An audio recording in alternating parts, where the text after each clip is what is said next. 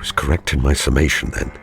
This is where the printing press created by the master counterfeiter Prescott was hidden. There must be 2,000 counterfeit notes here. If all these had entered circulation, the Bank of England would have been severely undermined. Now we only have to wait and catch the bird returning to its nest. You think this man, Prescott, will return here? No. He was killed. It is his murderer I mean to catch. James Winter, alias Killer Evans, known to have shot 3 men in the States. Well, if our Wild West friend tries to live up to his nickname, I will be ready for him. I have my revolver. Good old Watson. Stay where you are, Mr. Evans, if you value your life. You have a gun trained on you, and Scotland Yard will be with us in a few moments. I would advise surrender. Well, well. I guess you've been one too many for me, Mr. Holmes. Saw through my game, I suppose, and played me for a sucker from the first. Well, sir, I hand it to you. You have me beat, and... Watson! You're not hurt, Watson. For God's sake, say that you are not hurt. It's nothing, Holmes. It's merely a scratch. Examine for yourself. It's just a flesh wound on my thigh. You're right. It is quite superficial. Keep... Killer Evans. Yes. A clear case of self-defense on your part, dear fellow. Perhaps it is just as well that it should end this way. If he had killed you, I would not have let him get out of this room alive.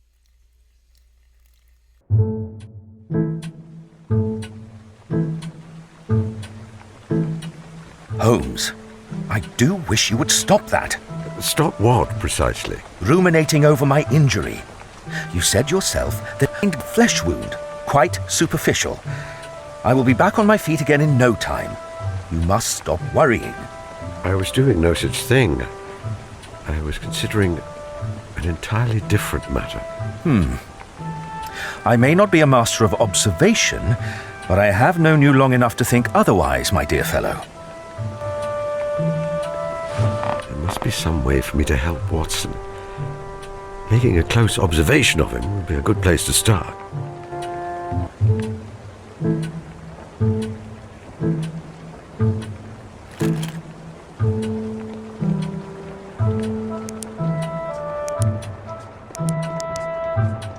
My intimate companion and biographer, Dr. John H. Watson. Shall we see what can be observed about him? I should visit my brain attic afterwards to see what deductions can be made based on my findings.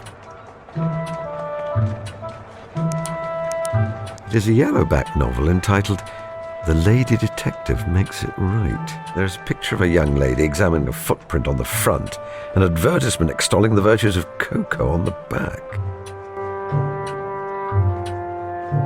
His look of concentration is occasionally interrupted by him wetting his lips and clearing his throat slightly. I have just observed something important.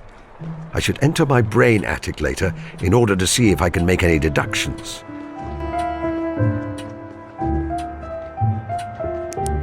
He was shot in the left thigh. The evidence is mostly gone. His blood-stained trousers have been burned. The bandage is not visible under his clothes.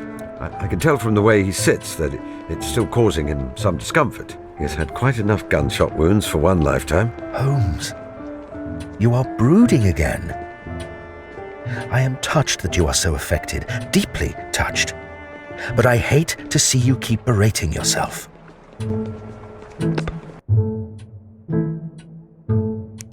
A memento of one of my early cases. It is a photograph of the late opera singer Irene Norton, née Adler, the woman who was able to utterly evade my traps. I am always rather pleased that she did.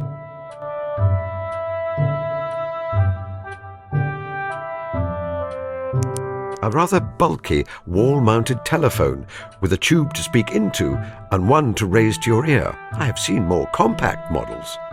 However, it has served me well enough since I installed it several years ago.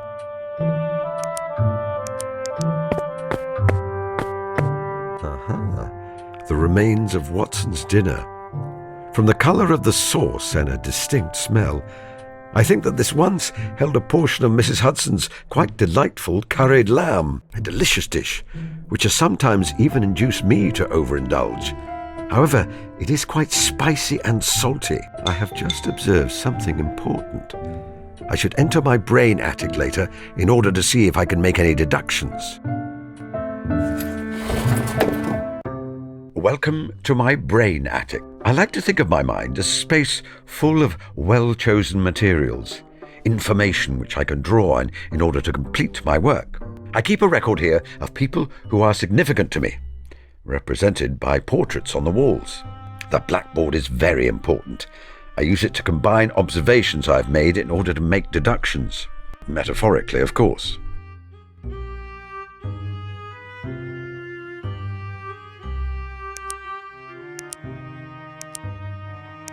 I don't keep portrait here to be useful, precise.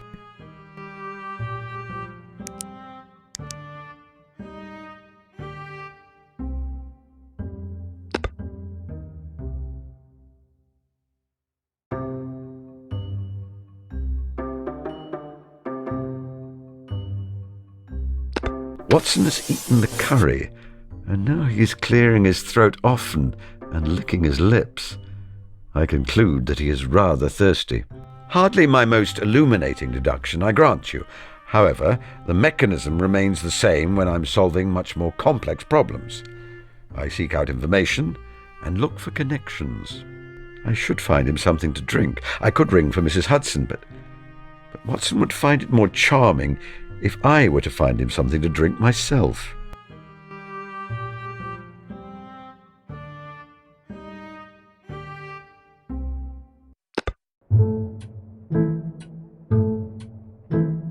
A newly washed glass beaker. Aha, yes, I shall take the beaker.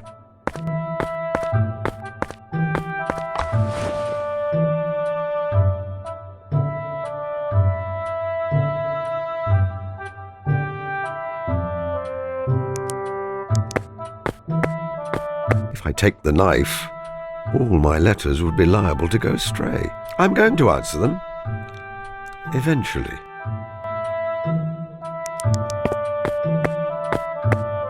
This is Watson's gasogene. It is quite a clever device. The lower chamber contains water.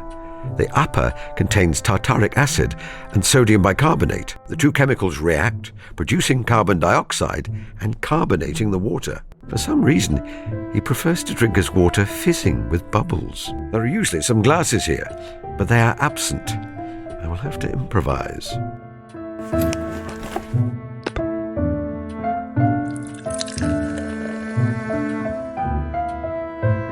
There.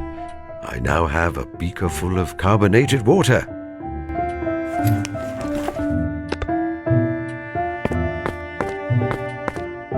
Here you are, my dear fellow. You seem to be thirsty after your curried lamb. Apologies for the container.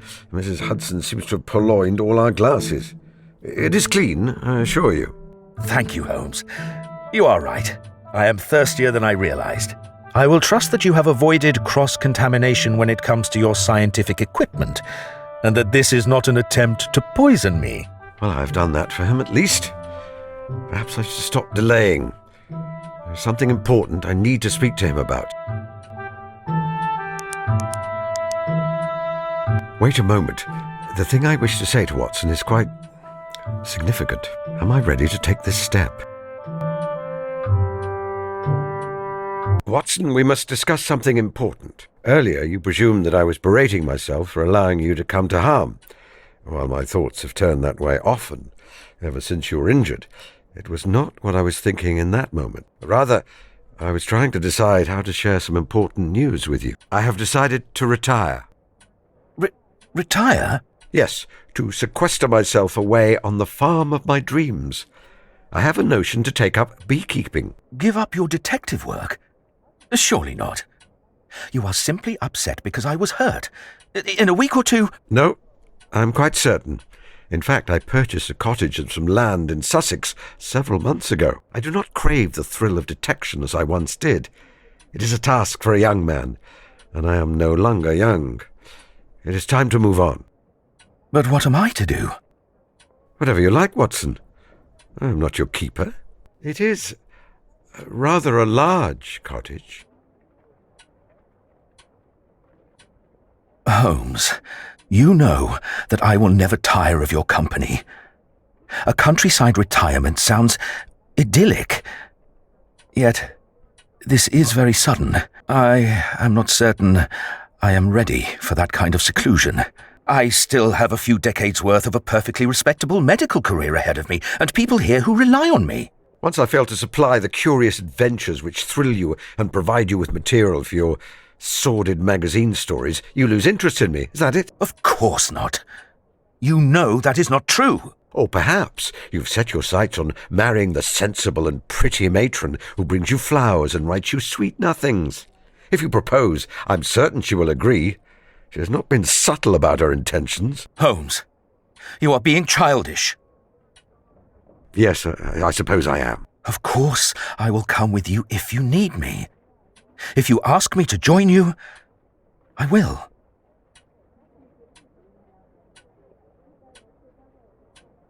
No, I cannot ask that of you. You are loyal and true to a fault, my dear, dear Watson, and I am certain that you would give up your passions to join me in mine. If you did, a seed of resentment would be sown which might drive us apart in the end. I could not endure that. It seems that we are being drawn along different paths then. Yes, Strange, isn't it? yes. Very strange. They were wonderful years, weren't they? I loved every moment. Watson, they were glorious. We were glorious. You won't vanish on me, will you, Holmes? You won't simply disappear without telling me you are going. I could not bear that. No, I think I have a little more sense these days than to engage in those kinds of theatrics. Should you need me, Watson, you will find me in Sussex, keeping bees and reading philosophy, and you will always be very, very welcome.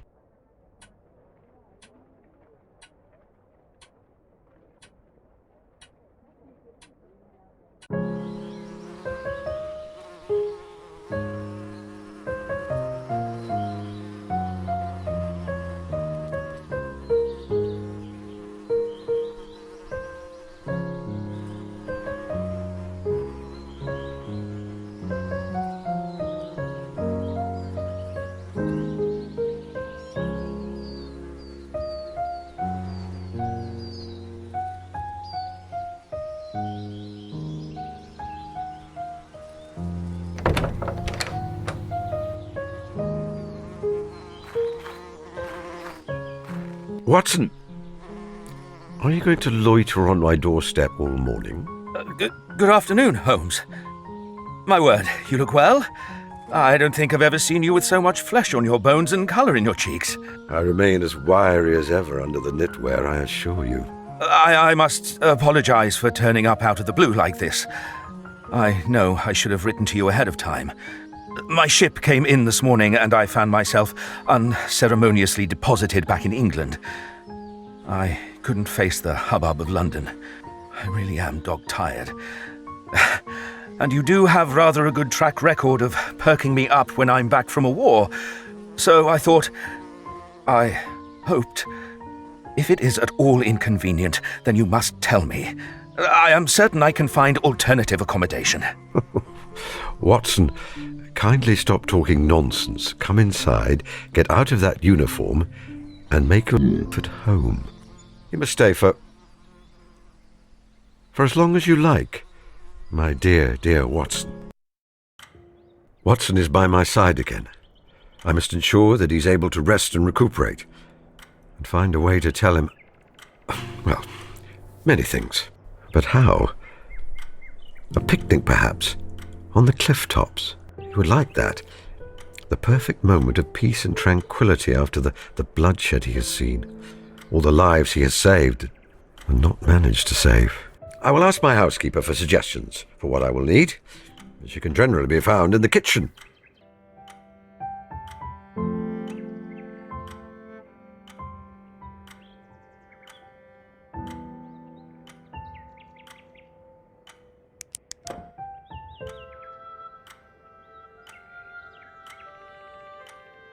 I keep little cloths in there for cleaning my spectacles, honestly.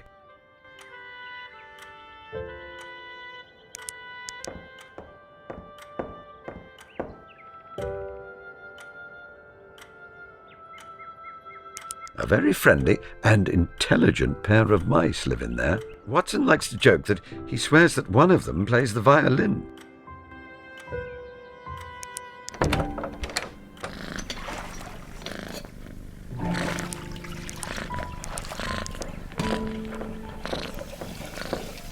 I think it must be a fundamental law of the universe that a cat cannot be used. Oh, but she's sleeping and looks so peaceful. I don't wish to wake her. Besides, it would compromise her dignity.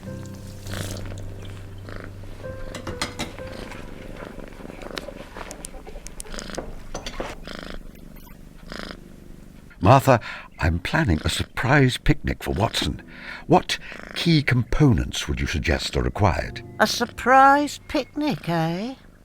This isn't secretly some scheme, is it? Scheme? You're not setting this up in order to capture a gang of counterfeiters or such like? No, I am setting this up in order to enjoy a picnic. Ah, well, it was worth checking. I would have thought the location is very important. A quiet spot with a beautiful view, perhaps. You will need a hamper of food, naturally. I recall from his previous visits that the doctor is very partial to Mrs. Kumar's elderflower cordial. I imagine he would appreciate a bottle.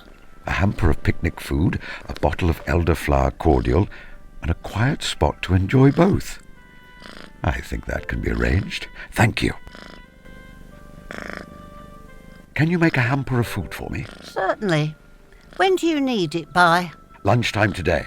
Mr. Holmes, I do not have time to drop everything, go to the shops, acquire additional food, and make you a picnic in time for lunch. Perhaps you could postpone your plans a few days. No, Martha, no. It is vital, it is paramount that I will arrange the picnic hamper myself. How are you, Martha? Very well, thank you, sir. Although I am quite busy at the moment. Sometimes it feels like this house is lived in by a couple of elephants, not two distinguished gentlemen. Goodbye. Goodbye, sir. You will keep out of mischief, won't you?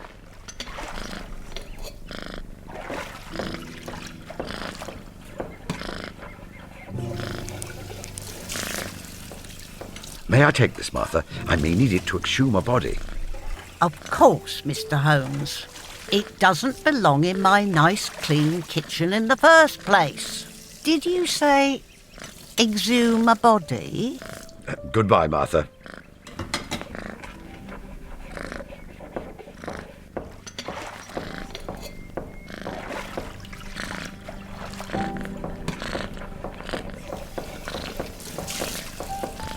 You simply wish to know how many bedrooms I have, don't you? Oh, very well.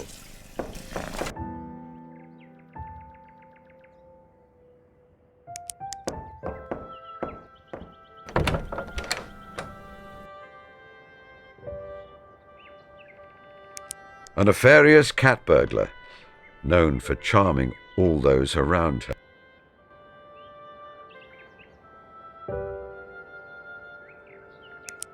There is nothing of use in there, I assure you.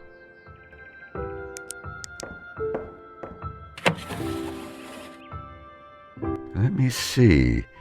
There is old chemistry equipment, some pliers, some string. Aha! My lock-picking tools. These are always useful.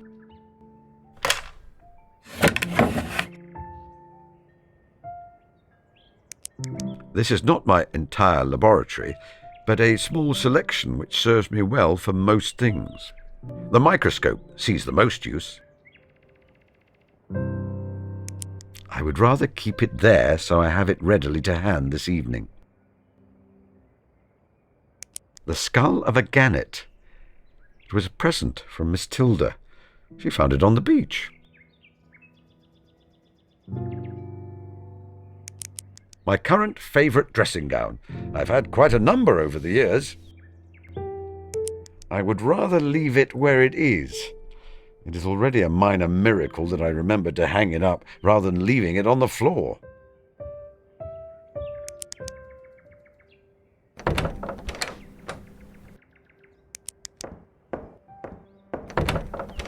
My word. For many years, this was a lumber room. I made it ready for Watson prior to his arrival by bringing out the few belongings of his I retained from our Baker Street days. Clearly, he has added to the nest the items he brought in his suitcase. Seeing all his personal effects here makes me feel as though I've stepped backwards through time. I much prefer this style of stethoscope to the sort that is more like a rigid tube. Let me see what Watson has been writing.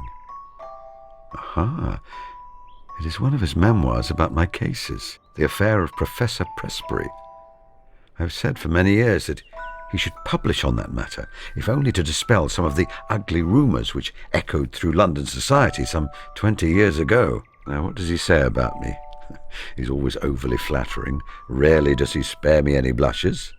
The relations between Holmes and I those latter days were peculiar. He was a man of habits, narrow and concentrated habits, and I had become one of them. Oh dear. As an institution, I was like the violin, the shag tobacco, the old black pipe, the index books, and others perhaps less excusable. His remarks could hardly be said to be made to me. Many of them would have been as appropriately addressed to his bedstead. Oh, Watson, I am sorry.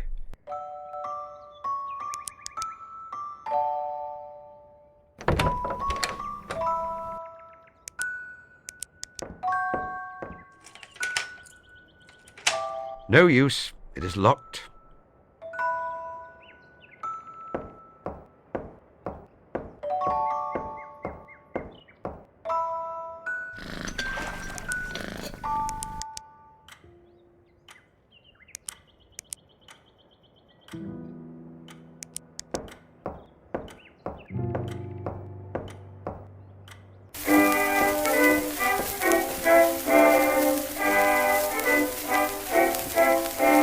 Be my little baby bumblebee. Buzz around, keep a buzzing round. Bring home all the honey love to me. Little bee, little bee, little bee. Let me spend the happy.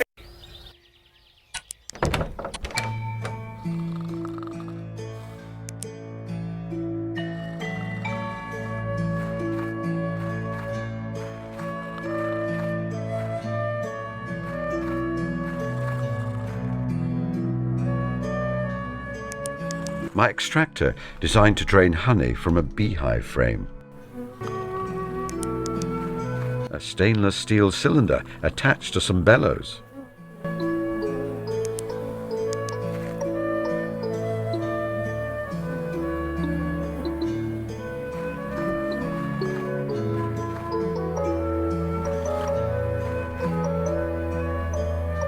Noble hound, the finest canine in all England with the best nose. Toby, third of that name. Gosh! I say, that's a little rich. All true, of course. Would the great Sherlock Holmes accept anything less in his loyal hound? They are buzzing around in fine form. If I want to open the hive, I should subdue them first.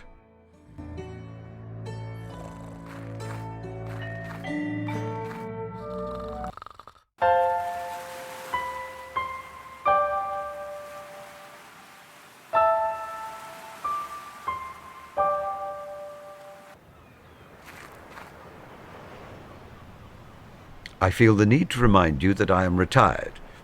I am a beekeeper. Grotesque happenings are not my personal concern.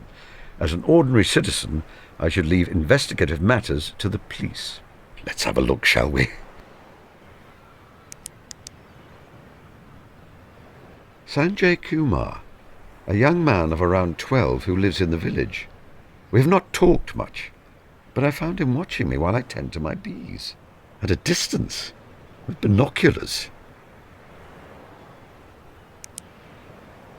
The knife has been sawn off at the end and blunted so that it may appear to be thrust into the boy's chest. It is a very old trick. Mycroft played it on me once. As for the blood, it is bright red paint.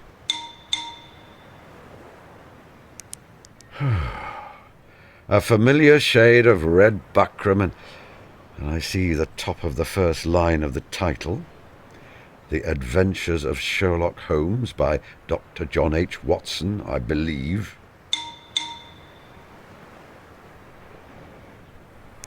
He is very obviously breathing, quite heavily in fact.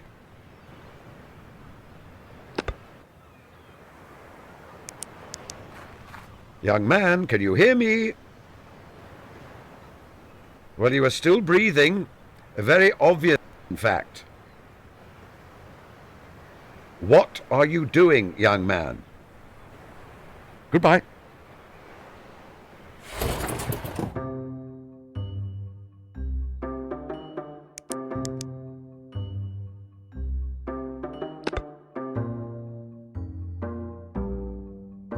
Apparently, the boy has been inspired by tales of my adventures and has decided to fake his own murder. I wonder what explanation he will give for his actions.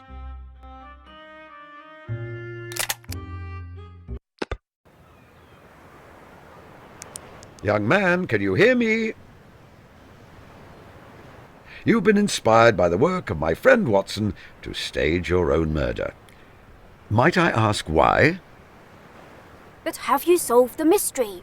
Do you know who murdered me? You have not been murdered. But if I had been, do you know who did it? I thought you'd look at the footprints. I did not see any footprints. What? How could you not see them? You're Sherlock Holmes. My eyesight is not what it was. And I suppose you created these footprints yourself? Yes, I stole some of Harry's boots and walked backwards to the scene of the crime, and then I threw the boots over the cliff. Who is Harry? Don't you know? He's Harry. He's in the year above me at school. And you wish to frame him for your murder? No, not really. I didn't want him to be hanged or anything. Well, that is gratifying. It's just he's always mean to me, so I thought I'd get back at him. You weren't fooled at all? No. Oh. I'm afraid you made several elementary errors in your scheme. In future, you may want to add a slight amount of blue dye to your fake blood, and perhaps cornflour to make it more viscous. You should have become more adept at hiding your breathing and found some way to prevent me getting close to you. I am no doctor, and my eyesight is poor, but at close quarters, I can tell a healthy boy from a corpse. Oh. Right. Of course. I've been stupid, haven't I? No, not at all. You don't need to try to be nice, Mr. Holmes. I know I've been stupid. It is not kind to pretend to be dead or dying. But you pretended to be dead in the empty house. Even Dr. Watson didn't know you were actually alive. Yes, to my shame. And you pretended to be dying in the adventure of the dying detective. Watson thought you were going to die of a horrible tropical disease. It seemed necessary at the time. And you exaggerated your injuries in the illustrious client. When he heard, Watson ran to Baker Street scared you had died. And you faked having a fainting fit in the Reigate Squires. You'd been ill before that, so Watson thought you'd relapsed. And you faked having a sprained ankle in the Priory School. I have done many things in my life which I regret, and which you should not try to emulate. Besides, Watson exaggerates sometimes. You mean it didn't really happen like that? Watson wrote them as stories for entertainment, not factual accounts. Oh. Of course. I mean, I knew that. I'm sorry I bothered you, Mr. Holmes.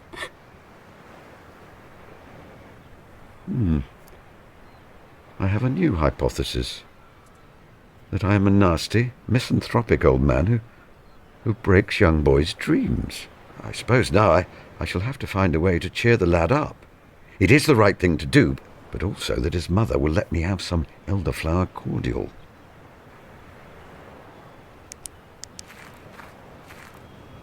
They are very light, shallow footprints for the size. The gait is strange, without much weight on the heel. A raucous crowd is utterly ruining both the pleasant view and the peaceful atmosphere.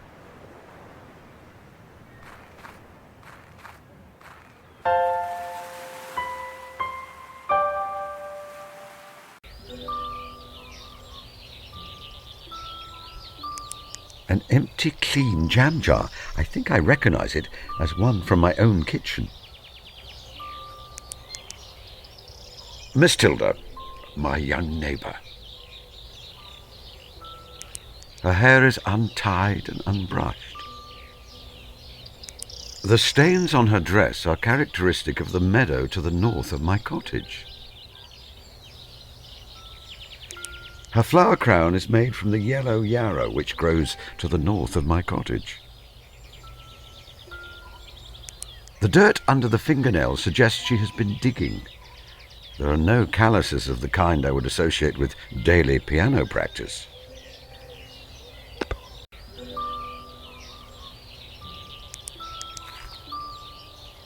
I wanted to apologize to you, Sanjay. You put a great deal of thought and effort into staging your murder on the cliff tops for my benefit, and I was not appreciative. Oh, that's all right, Mr. Holmes. I'm not upset anymore. You're not? No. See, I thought about it, and it's just like what you said to Watson in The Adventure of the Solitary Cyclist. If it makes you feel better, then yes, exactly like that situation. Mr. Holmes, do you actually remember the case I mean? Not precisely. I was involved in a considerable number of them, you know. You were very perceptive to pick up on my bluff. In The Adventure of the Solitary Cyclist, you sent Watson off to do some investigating on his own, and when he got back, he was hoping you'd congratulate him on doing so well. But instead you said he'd done remarkably badly, and he was sad. Oh, I did that. Yes, but you didn't mean to upset him. You tried to make it up to him afterwards, and now you're doing that to me. It's very exciting. The other reason I'm excited is that I've got a proper case to solve now, not a made-up one. Tell me about this real mystery you've discovered. My cat has been catnapped. Not Kalu! She's my favourite member of the species Felis catus. She's missing. No, stolen. Why do you think the cat was stolen? Well, you know that old house next to us? It has been empty for years. But last week, a strange man started living there. My mum tried to bring him a pie as a welcome to the village, but he was really cold and rude to her.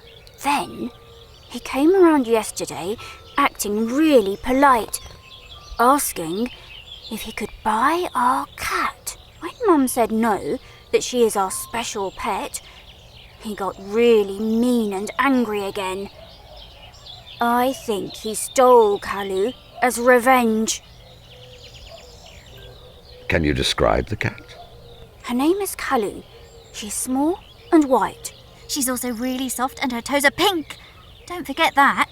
She's the best mouser in the world. 2 days ago, she dragged a giant dead rat into our house.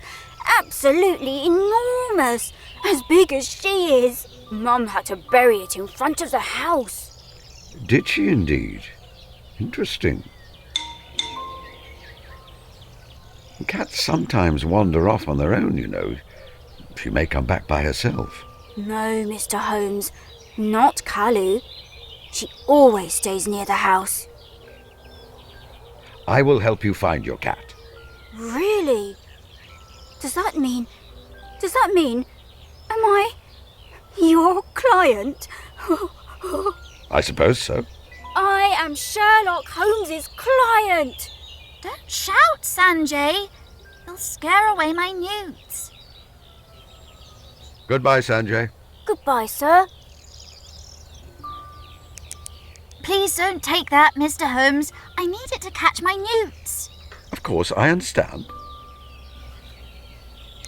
An old country seat put to a new purpose.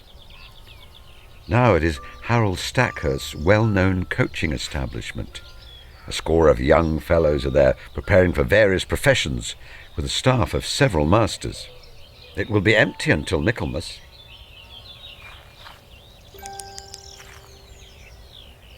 Would you like me to teach you how I harvest honey? Yes, please, Mr. Holmes. I want to be a beekeeper when I grow up. I thought you wanted to be a fisherman when you grow up. That was last week. Very well. First, I put on my protective hat and gloves. The bees are not generally aggressive, but I wish to avoid direct contact with them. Then I use a smoker to make the bees calm, only a little. I do not wish to cause them distress. Inside the hives, there are wooden frames that hold the honeycombs, where the bees store their honey. When I see that a frame is full, I remove it from the hive. I scrape away the protective wax which the bees have made. I then place the frame in my extractor. This spins the frame and causes the honey to fall away. I can then filter the honey and put it in jars or bottles, ready to be... Yummy. May I have that jam jar? I'm sorry, Mr. Holmes. I need the jam jar. It's very, very important. When I catch a newt, I need to put it in there so I can take it home to the tank where it's going to live. I see. That is important. I would not want to deprive you of your newt. If I were to find you some kind of specimen of natural history which is more interesting than a newt, would you surrender the jam jar to me? Better than a newt? That sounds very tricky. I enjoy a challenge. You're on. I see you spent the morning in the North Meadow. Yes, I made a flower crown, and there's a badger set there. I want to go back after dark and wait to see them come out. But Auntie won't let me on my own. Perhaps you would permit me to take you, if you do not object to the presence of an old man who's not quite as adept at crouching in the dark for hours as he used to be. Well, that would be wonderful, Mr. Holmes. Mr. Holmes? Yes, Miss Tilda. Are you magic? No. As I think we have discussed before, I simply make deductions based on observations. I don't know. I still think you might be magic. You have been neglecting your piano practice. Someone who practices the piano daily develops a very distinctive musculature in their hands, which you do not have. I don't like playing the smelly old piano. I want to study plants and animals when I grow up, not be a musician. I felt the same way as a boy. All the same, it is good to be able to play an instrument. I think you will be pleased if you persevere. What are you doing? I'm catching newts. Naturally. Goodbye. Goodbye, Mr. Holmes.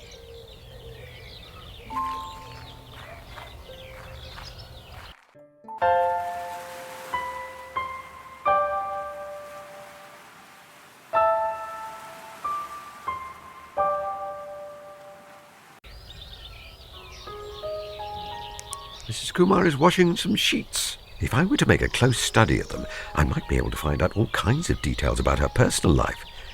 And I believe that would be a waste of time, and Watson would chide me for being rude. Someone has been gardening. The earth is disturbed all along the front of the house.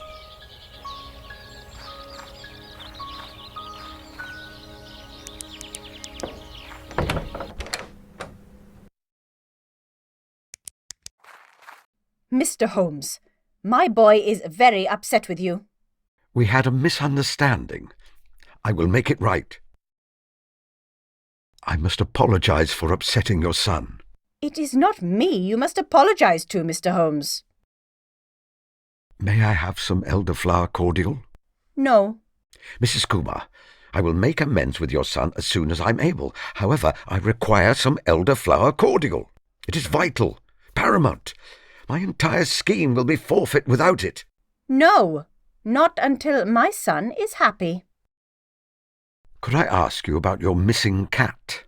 What about the cat, Mr. Holmes? Sanjay has informed me that she is missing, and I intend to find her. Could you describe the cat to me? She is a small cat, completely white. We've had her 5 years now, and I have never known her miss a single meal. It is a worry. I hear the cat found a strange rat. Yes, indeed. Dragged it in here. A huge, ugly thing, almost as big as her. It must have been dead some time. It was stiff, its eyes glassy. It shed hair everywhere. I had to go round and sweep it all up. Horrible. That is all I need to know about the cat. Goodbye, Mrs. Kumar.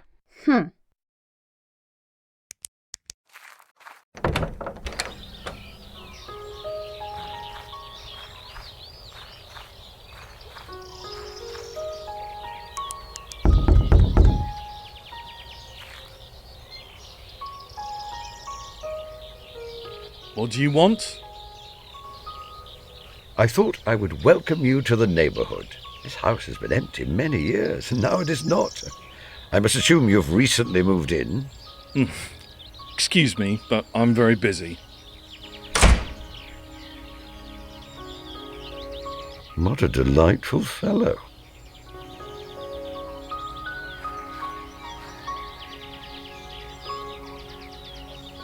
Alas, it is locked, and my days of scaling gates are behind me.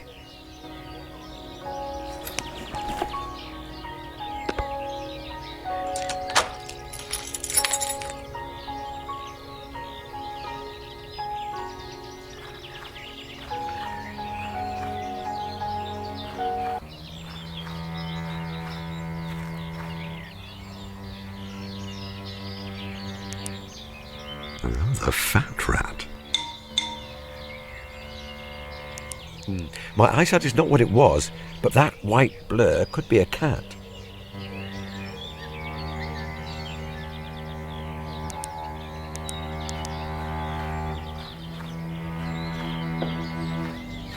The window is locked, but the mechanism is a simple one. Oh, I could make quick work of it with the right tools and with good enough reason. Oh no, this is really very sloppy. Certainly I could break in there, retrieve the cat, and consider the case closed. Yet I feel that I do not yet know the full facts of the situation. So I may miss vital clues pertaining to a larger mystery beneath the obvious. I feel that I should do this later, once I've made further deductions.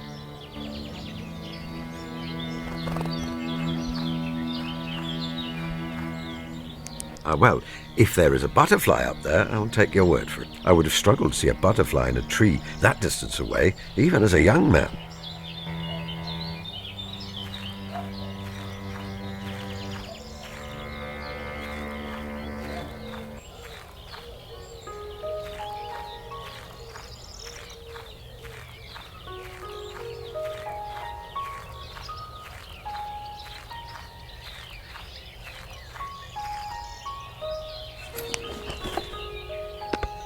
No, on multiple counts. Firstly, Mrs. Kumar will not thank me for ruining her flower beds, and secondly, my back will not stand it if I dig a trench all along the front of the house. I must find some way to discover the exact spot where my quarry is buried.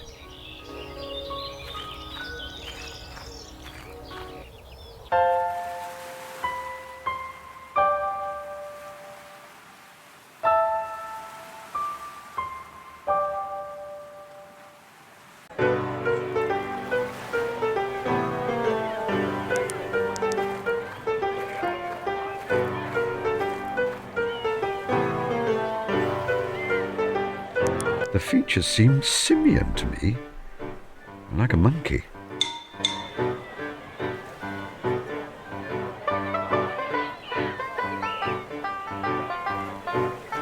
I think that the tail has been created from paper and glue.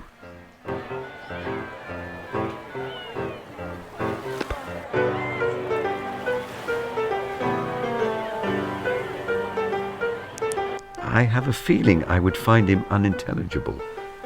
Young people today talk such nonsense. I won't bother them.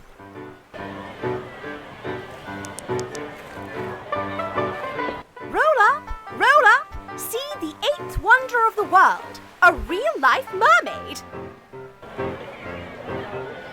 Who are you? Professor P.P. Ritchie, M.A., Oxon, RSI, award-winning archaeologist and adventurer.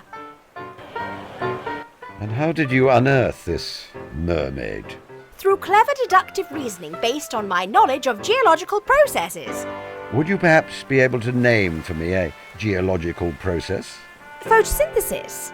I thought so.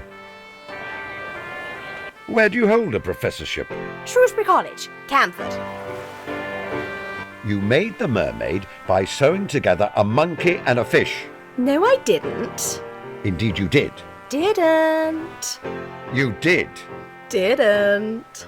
It is blatantly obvious you did to anyone with eyes. No.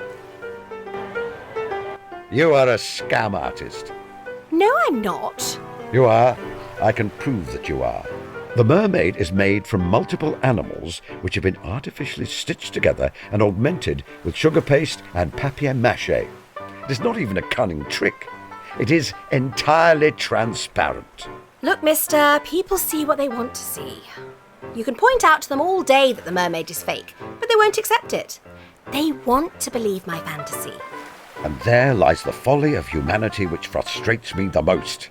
There is wonder enough in nature without making up wonders. Each of my beehives is more miraculous than your mermaid by far. Indeed, even a simple rose. Not going to make me money, though, are they? Roll up! Roll up! What awards have you won? Oh, Victoria Cross, Nobel Peace Prize. You have not. This is all very verifiable information. All I have to do is send a few telegrams. Send away, my man, send away. I expect by the time you have your answers, I will have moved on with a pocket full of coins. You refuse to leave the beach. Not until I have satisfied my public, sir. Goodbye. Toodle pip.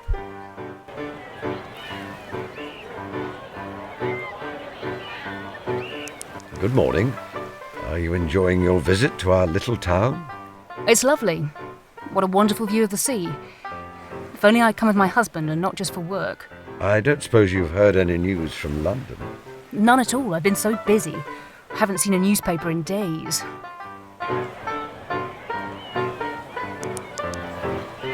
What is happening here? This here young lady is an archaeologist. She's made a tremendous discovery, some kind of fossilised mermaid. She's drawing in quite a crowd and offering a lecture about the discovery for those who will pay. You must realise it is a scam. More than my job's worth, Mr. Holmes. She's not doing anything illegal. I'm just here to keep the peace. Have you asked the young lady to move? Unless I find out she's done something illegal, I can't shift her, Mr. Holmes. I have something to report. What's that then? I have nothing else to report. Goodbye. Goodbye, Mr. Holmes.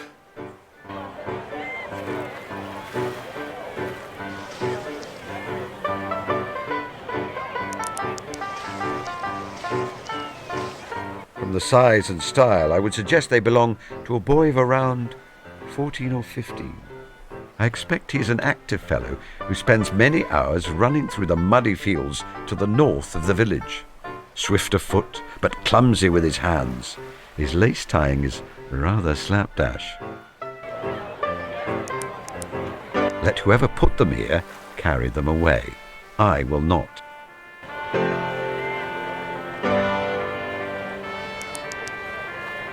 Hello, Holmes. Bracing day, isn't it? What's happening here on the beach? That young lady over there is claiming to have discovered some eighth wonder of the world. A real-life mermaid. Absolute humbug, of course, but she's making a mint out of it. Don't suppose you could see your way to getting rid of her? Jolly unfair, her tricking people out of their money and disturbing the peace. Don't worry, my friend. I intend to. I wish the view of this beach to be unobstructed. Anything interesting in the newspaper? I'll say. Did you know there has been a heist over at the British Museum? Listen to this. A number of valuable specimens of taxidermy belonging to the British Museum still remain missing, a week after disappearing during their transfer from Montague House, Bloomsbury, to the new site in South Kensington. Lost treasures include a great many pieces collected by the late Charles Darwin, and the only surviving specimen of the great auk from the British Isles. Director of the museum, William Henry Flower, states that... well, you get the idea. Indeed I do. I expect that Scotland Yard are having quite the time sorting out the mess. Do you ever miss being involved in that sort of thing? Yes, sometimes. There were glorious days filled with adventure and excitement, never knowing when the view halloo would sound and we'd be off again. It has taken me some time to adapt to the slower pace of life in retirement. So, if you were on the case, where would you look to find the stolen animals? A collection of rare and very distinct specimens of natural history are certainly valuable, but only to a limited and specialist clientele.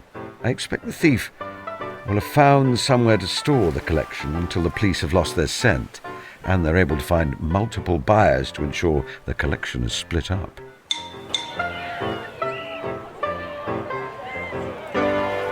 How is the Gables?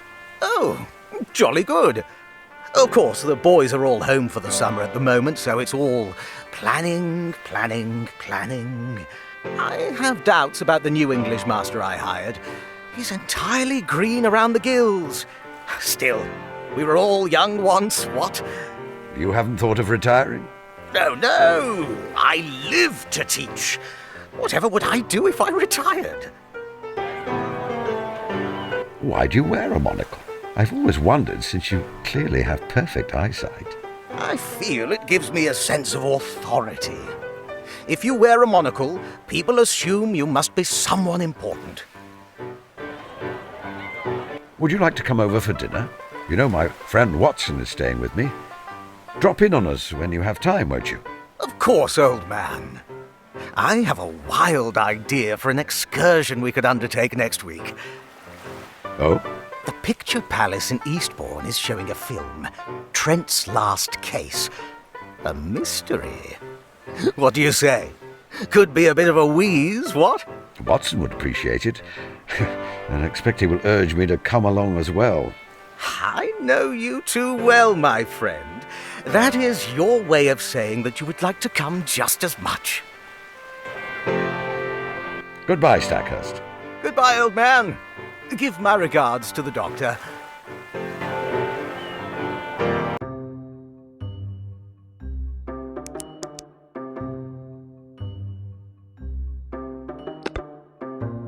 And there we have our motive. The house has an infestation of rats. The mysterious man knew that next door to his temporary abode was an animal who could remedy the situation. After his attempt to buy the cat failed, he stole it. But what is there inside the house which is proving to be such a delightful feast for the rats?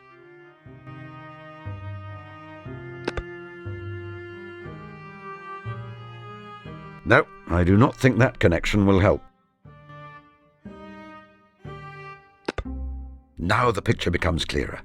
The presence of the specimen buried in front of Mrs. Kumar's house confirms that the stolen taxidermy collection is nearby. Unfortunately, our criminal's plan to keep the specimens safely stored until he was able to sell them was foiled by the infestation of rats. He did not want to leave the house to search for a solution to the problem, not while the police are on high alert. So he took the cat, hoping it would drive the rats away. I feel it is time I retrieve the cat on behalf of my client. Could it be that the cat discovered one of the taxidermy specimens which was stolen from the museum? I would only know for certain if I could locate the remains of the animal.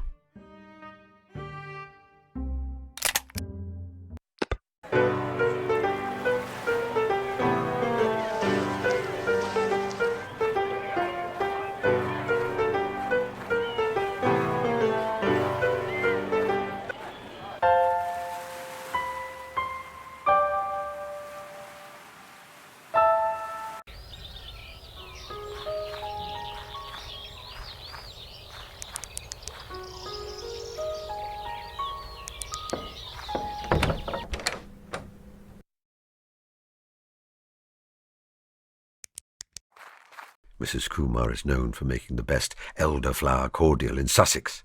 The only ingredients are the heads of elderflowers, sugar, lemon, and honey.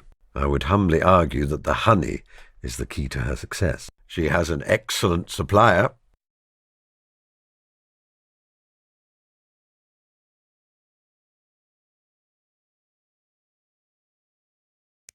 A wide variety of fabrics and other dressmaking materials. Mrs. Kumar runs a haberdashery business. Aha, what's this in here? A large amount of coarse fur or hair. I will take a small sample with me.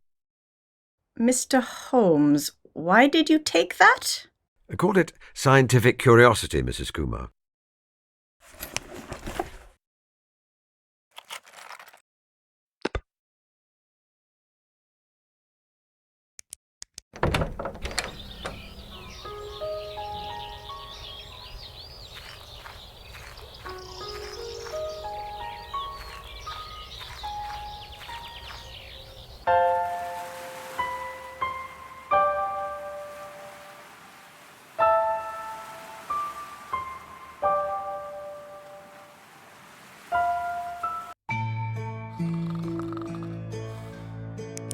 Now there, my boy, would you like a cuddle? Not right now, Holmes. There might be a cat watching, and I'd never hear the end of it. Ah, well, I suppose you never were a lapdog. Hello, Master. Follow me, Toby. Of course, Master. Will there be interesting things to smell? Cats to woof at?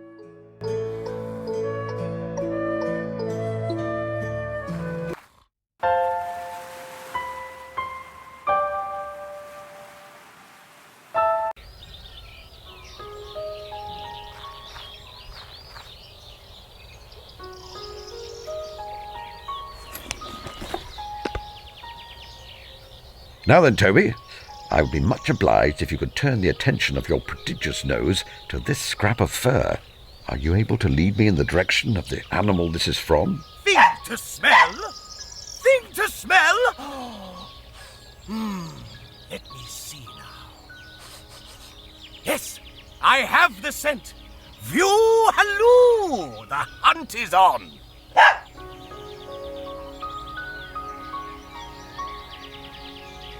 Aroo! Aroo! This is the spot, Master. I can smell it here.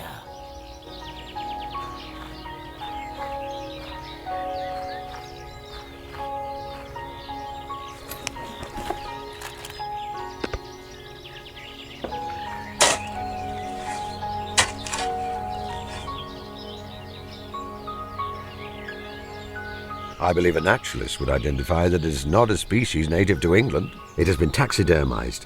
The eyes are glass, and there is a place here where the skin is broken, revealing the wood wool inside. I will take this with me. For care? You're making me trample all over the evidence.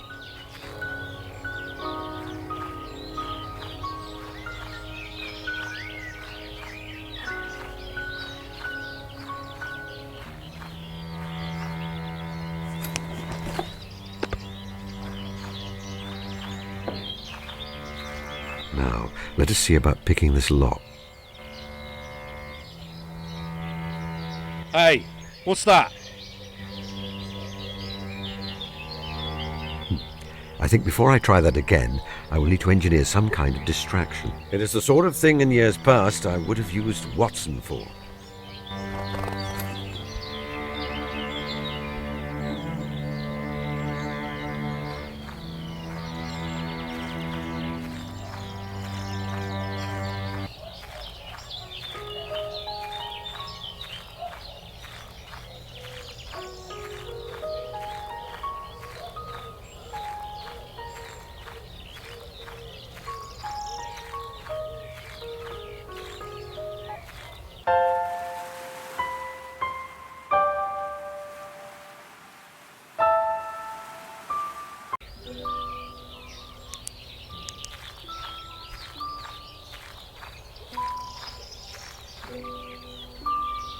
I have need of your assistance.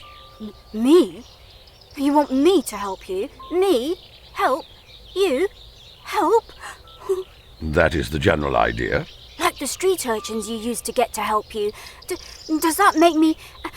Am I a Baker Street irregular?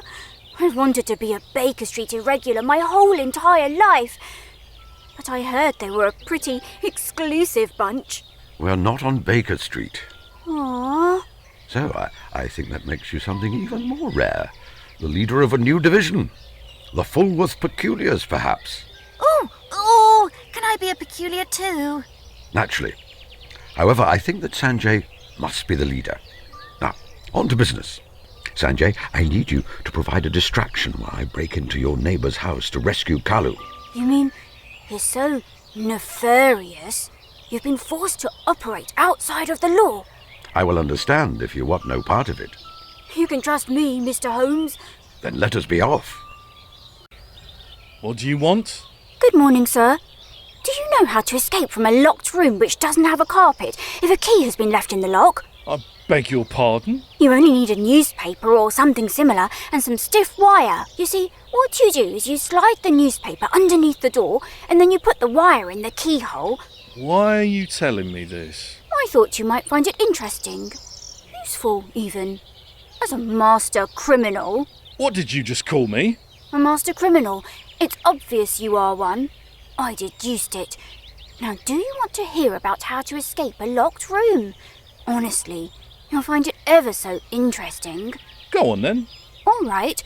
So what you do is...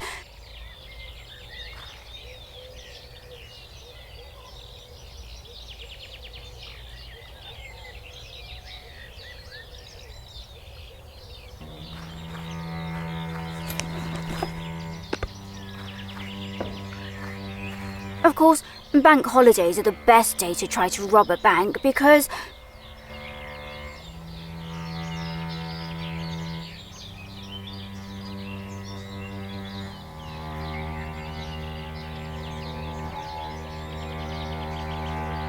Let us see what we can find. Come here, good pusscat. Now, would you mind hopping in my pocket? There's a good girl. Now let us see what we have here. There is a list of taxidermized animals which have been stolen. Includes a nutria and... Interesting. A chimpanzee. I think I will take these papers with me. They may be useful. I think I will take these papers with me. They may be useful.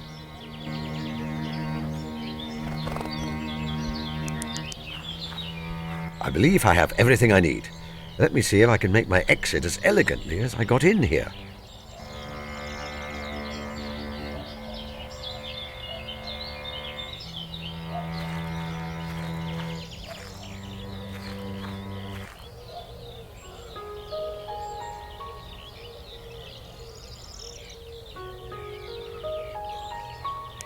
Not now. I must use the distraction while I can. Follow me, Toby. Of course, Master. Will there be interesting things to smell? Cats to woof at?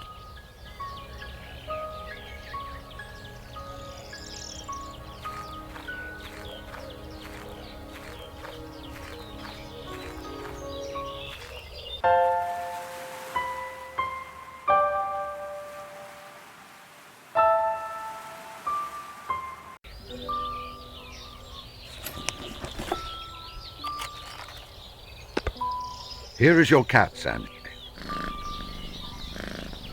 Kalu! Oh, you rescued her. I knew you could do it, Mr. Holmes. Think nothing of it. Recovering her gave me a most diverting afternoon. Now, could you please inform your mother that I've thoroughly made amends? Of course.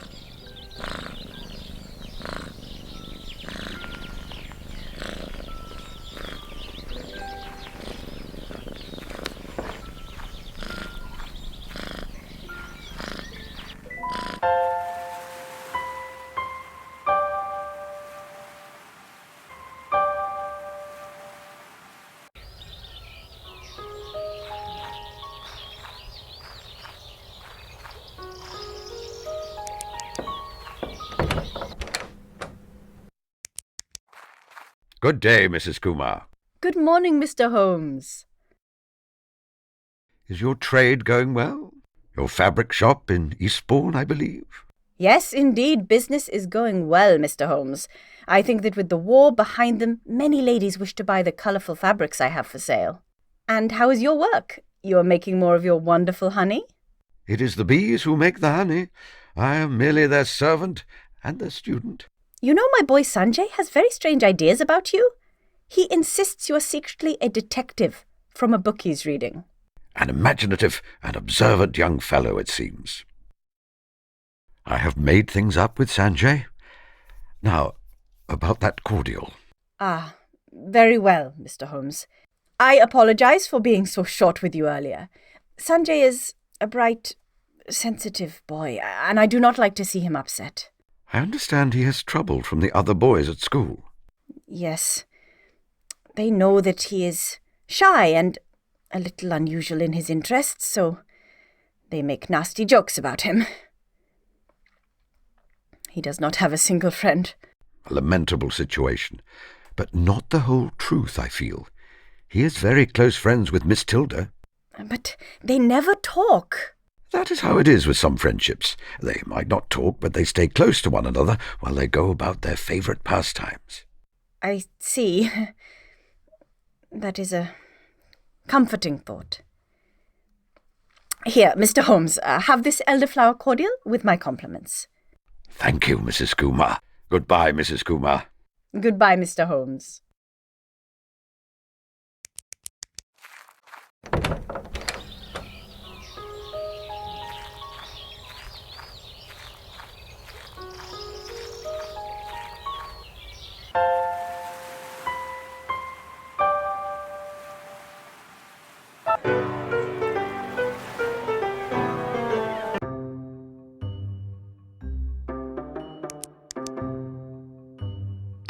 The papers I collected revealed that one of the missing specimens was a monkey, and Professor Rishi's mermaid has quite distinctly simian features. Suspicious provenance becomes clear. I fail to see what deductions I can make from those facts.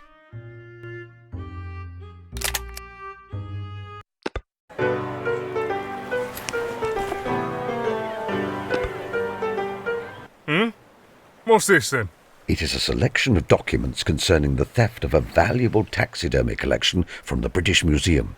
Mr. Holmes, where did you obtain these? Oh, isn't it a fine day? So bracing. I do love the beach. Mr. Holmes, I should warn you. You have the documents. I relinquish all claim on them. No doubt an ambitious man such as yourself would find solving a case which seems to have baffled even Scotland Yard useful to his career?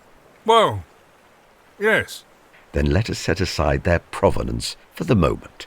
I will simply say that you may wish to pay a probing call on Mrs. Kumar's neighbour later today. He must be a keen naturalist.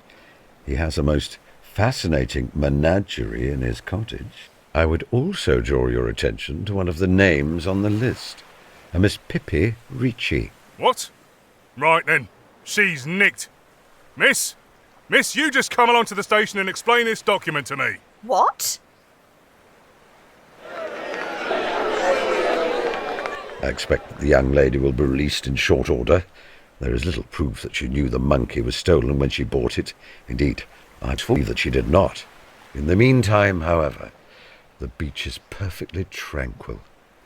The view from the cliff tops will be pristine. The only sounds will be the gutful and the ocean.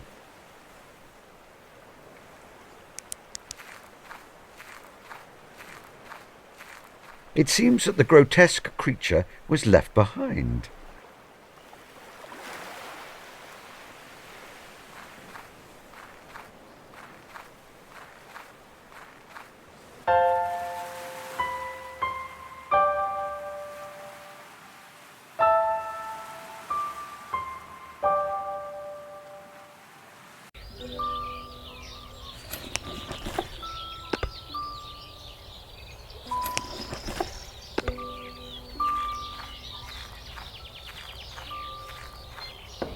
I have an object you may find of supreme interest, Miss Tilda. Oh! It looks like the skull of some kind of marmoset, but someone's put a tail on it and made it look like a horrible sea creature. How silly. I love her. You may consider it to be yours. Really? Thank you, Mr. Holmes. As per our bargain, you will permit me to take this jam jar? Yes, Mr. Holmes. I can go newt fishing another time.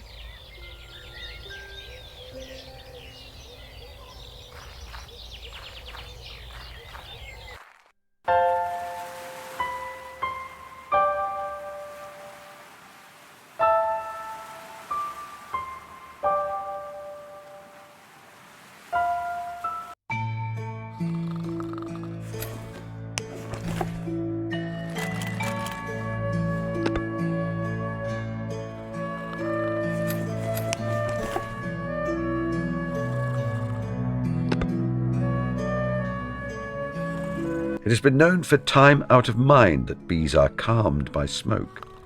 The precise mechanism is a matter of hot debate in apian circles. I am of the opinion that bees communicate danger by releasing subtle smells to one another, which the smoke interrupts. I wrote a short monograph on the subject, if you're interested.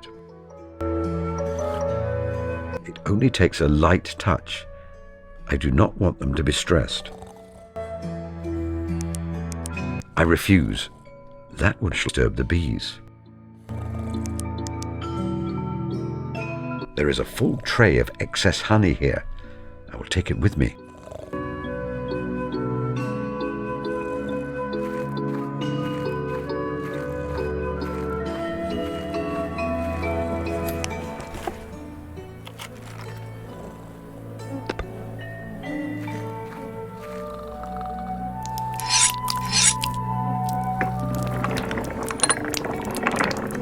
The honey is now in the extractor. I will take the empty tray with me. How am I supposed to use the empty jam jar precisely?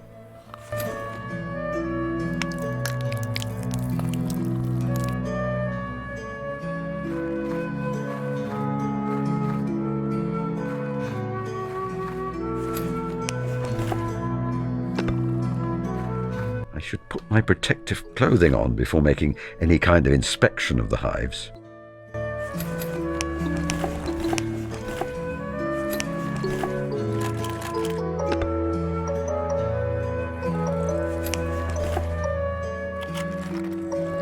I'll put this back in the hive. There you are, my friends.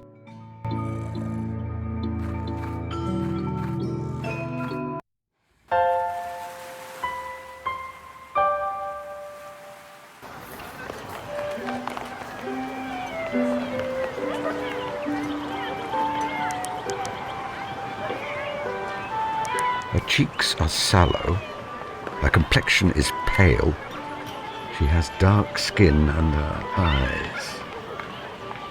All of these things, however, are the products of well-placed makeup.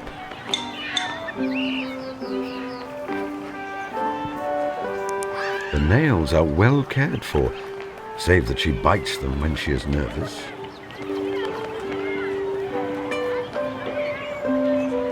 It is a wig. I know the signs. Flowers! Lovely flowers! Haven't seen you around here before. No, sir. I'm a humble wanderer. I goes here and there and everywhere. It's a nice place here, sir. So full of kind people. Kind people who buys me flowers. May I buy a flower? That you may, sir. What is your name? My name is Rose. Rose Smith. Rose Smith, indeed. What an apt name for someone who sells roses. Goodbye.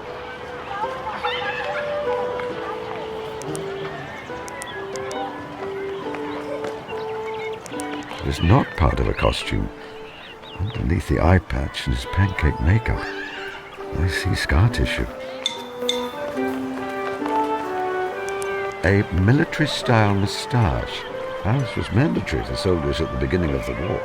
Masks began to be worn to protect against gas, so the regulation moustache, part of British warfare for 100 years, was lost. This man fought in the war, and he carries this habitual remnant of that life. However, he was invalided out before the moustaches fell out of favour.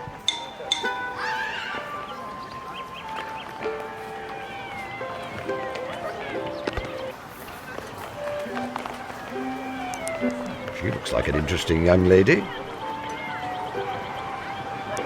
Hello, mister. Do you like my hair ribbons? I think they're really special. Indeed. They are very charming.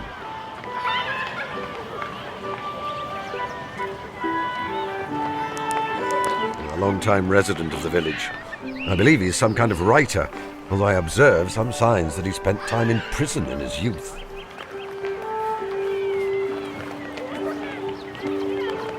I'd better not. He always gets very anxious when I try to speak to him. One of my neighbours, a dapper gentleman in his 40s. A gentleman who is fond of cats and enjoys attending concerts. I believe he lives in the village. Good morning, Mr. Holmes. You know, I've been reading the stories about you ever since I was a child. I enjoy them just as much today as I did back then. Oh, that is very gratifying. Thank you. Good morning, Mr. Holmes. Good morning.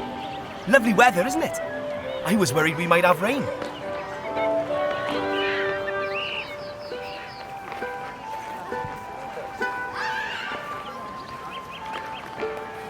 A coconut shy. Hitting one of the coconuts with a ball permits you to keep it.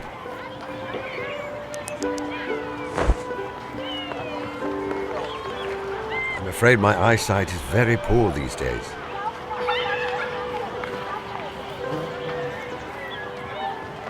Mrs. Fanny Whitlock, head of the local Women's Institute. She is absorbed in managing the village fete competition. So good to see our local celebrity here in the village.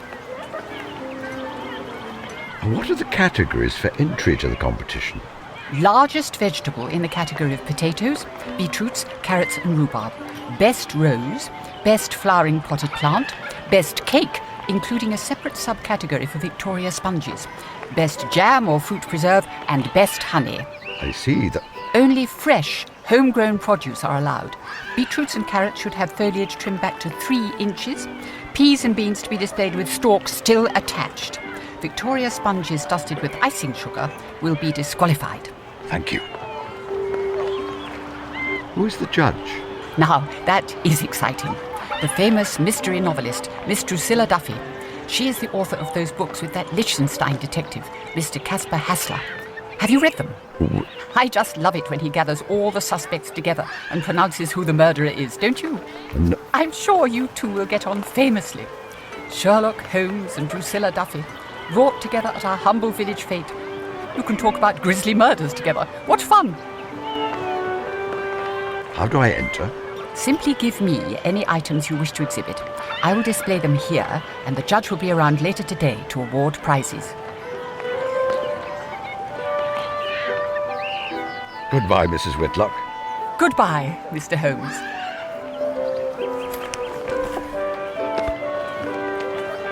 Here you are, Mrs. Whitlock. The finest honey in the county. Now, how long until the judging? I am rather anxious to receive the hamper of picnic food. Oh dear, Mr. Holmes. I'm afraid everything has gone wrong. Mrs. Duffy has been kidnapped. Ah. What do you mean, ah? A woman has been kidnapped. You are Sherlock Holmes, aren't you? You must help her. It is your patriotic duty. For king, for country, for detective fiction. I suppose I'd better see what I can do. What makes you believe that Mrs. Duffy has been kidnapped? I was just talking to Mrs. Barry. Then I turned round, and this note was pinned to a prize marrow. Mrs. Duffy is unable to attend judging the fete today. Apologies. She could not attend and sent her apologies. What is so strange about that? But why can she not attend? Judging our fate is such a treat. If she is ill or indisposed, why deliver her message in such a strange way? Who placed the note there? Well, I admit that there may be some points of interest in the matter. What will you do if Mrs. Duffy does not come back? I'm not certain. I suppose I'd have to find some other person of note to judge the fate instead.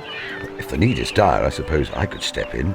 My fame is not what it was, but I was quite notable in my time, thanks to the illumination of my biographer. Oh, would you, Mr. Holmes? Of course, if you are the judge, you'll have to retract your entry from the honey competition. What? But I am able to be objective about the situation. I will award the prize to the best honey, be it my own or someone else's. I'm sure, Mr. Holmes. However, paragraph 8, subsection D of the Fate Rules makes this very clear. The judge cannot enter the competition. I suppose I would simply have to hope I can find Mrs. Drusilla Duffy then. Goodbye, Mrs. Whitlock.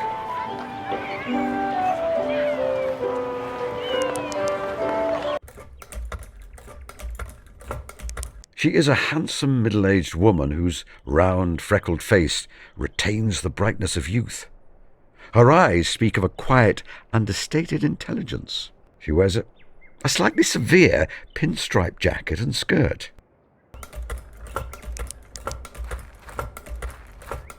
Miss Hunter? How are you, Miss Hunter? I'm well, Mr. Holmes. Catching up on all the little jobs which I'm not able to undertake during term time. The new school in Chichester is proving to be all-absorbing, then. Rather. I'm afraid the last head did not run a tight ship. I've no wonder they had to call me in. The girls are all little monsters, and the mistresses not much better. Sounds ghastly. Don't mistake me. I'm rather enjoying the challenge. For the next 4 weeks, however, I will relish spending time by myself. What are you sewing? A new walking dress. What do you think of the colour? I was always told that redheads should not wear red, and so I try to do so as often as possible.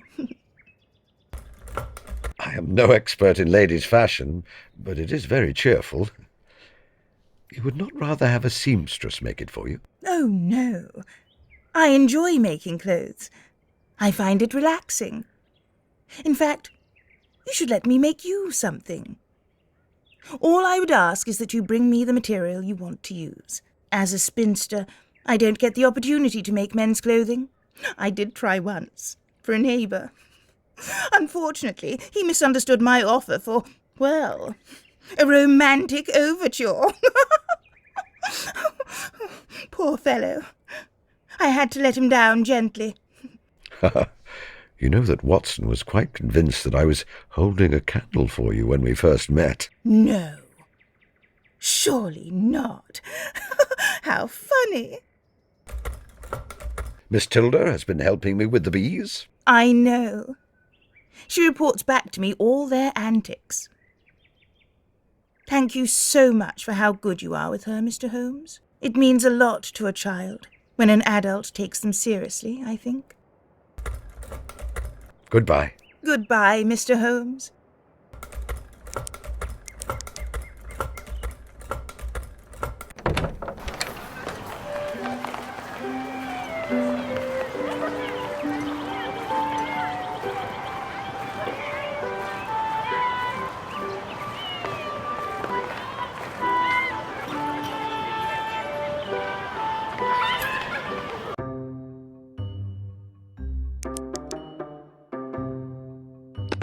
It seems that Drusilla Duffy, the mystery writer, is in disguise as a humble flower seller, for reasons unknown.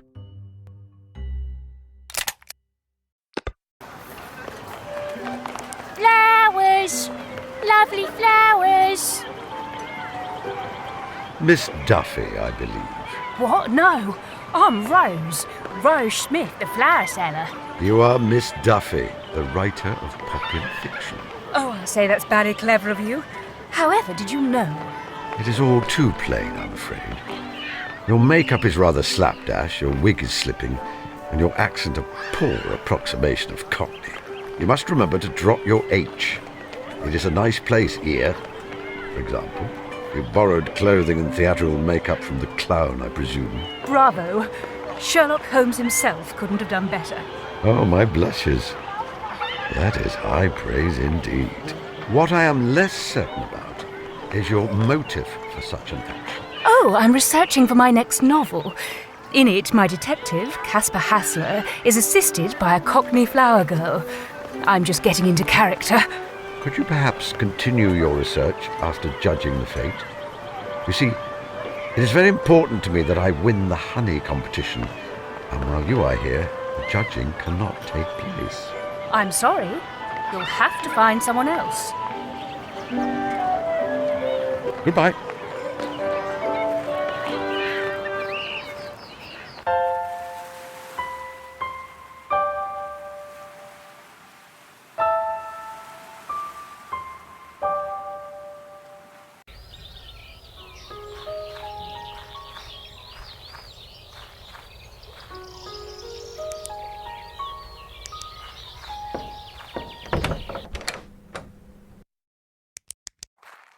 Good day, Mrs. Kumar. Good morning, Mr. Holmes. May I buy some fabric from you? What colour would you like, and what length? Fabric for a lady's dress. What colour is fashionable for an older lady? Red is quite popular this season. Then I shall have red. Here you are, sir.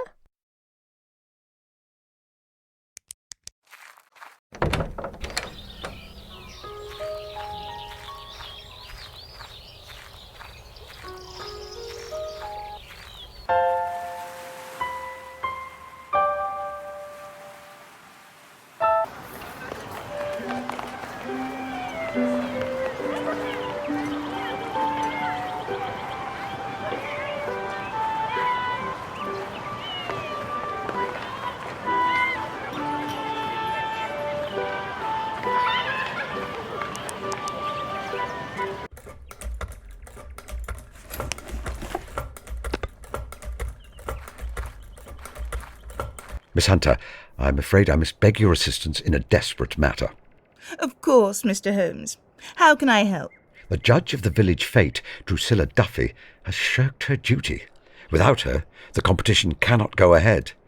It is absolutely vital that it does. I have known you many years. You have been a capable ally in the past. Can I rely on you to use this cloth and your wit to aid me in creating a new Drusilla Duffy? Of course, Mr. Holmes. It sounds rather fun to be a famous mystery writer for an hour or two.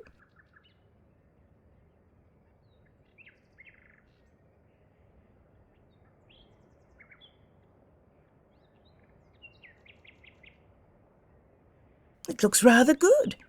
Very elegant. Oh, my blushes. You think so? Excellent. It is still not quite complete, I fear. Alas, my hair, or what little is left of it, will need some assistance for me to truly look the part.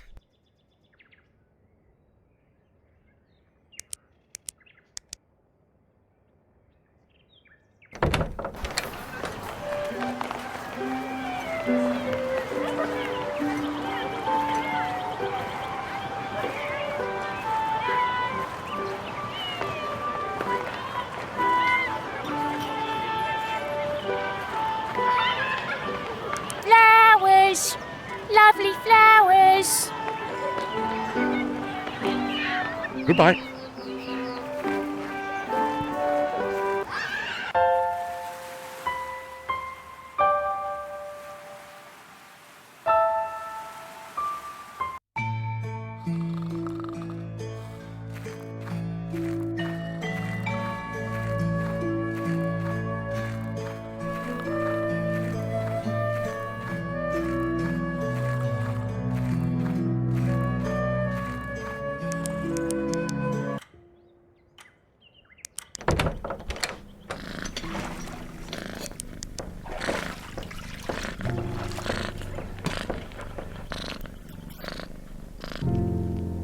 Martha, may I borrow something from you?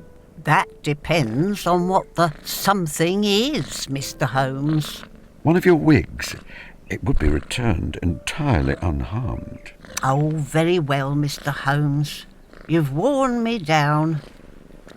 Here is the key to my room. You may take my spare. I suppose if I asked you what you want with it, I will not like the answer. Entirely correct.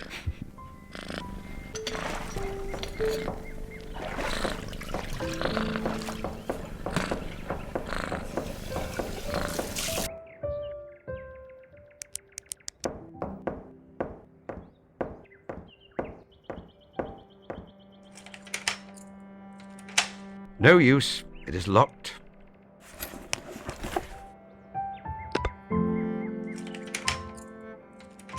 The door is unlocked now.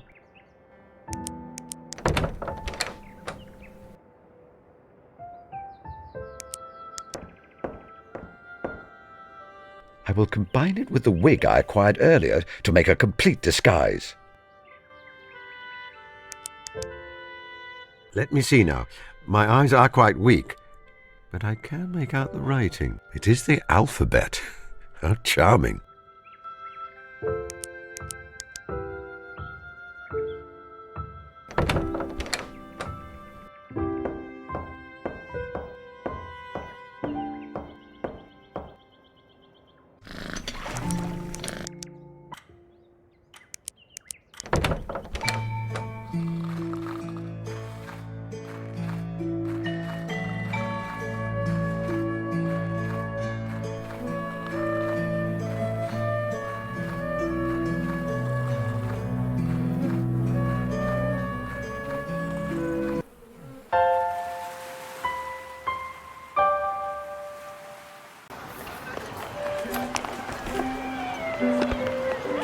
One moment, please.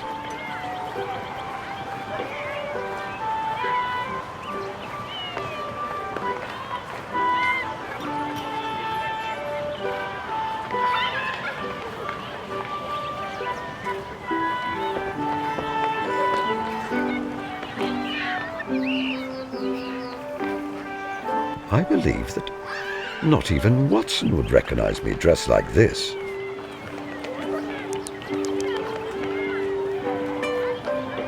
Do excuse me. I sent my apologies earlier. However, I'm now available to judge your competition. Oh, you mean to say you are...